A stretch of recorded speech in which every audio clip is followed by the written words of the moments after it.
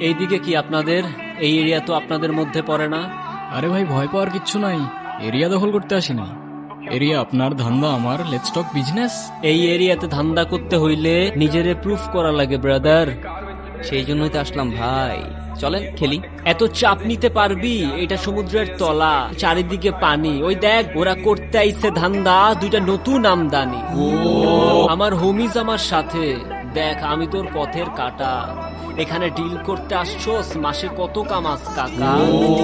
Novel আগুন লাগাই দে। Bro, বাংলায় আমার ধান্দা চলে। আমরা নতুন আমদানি।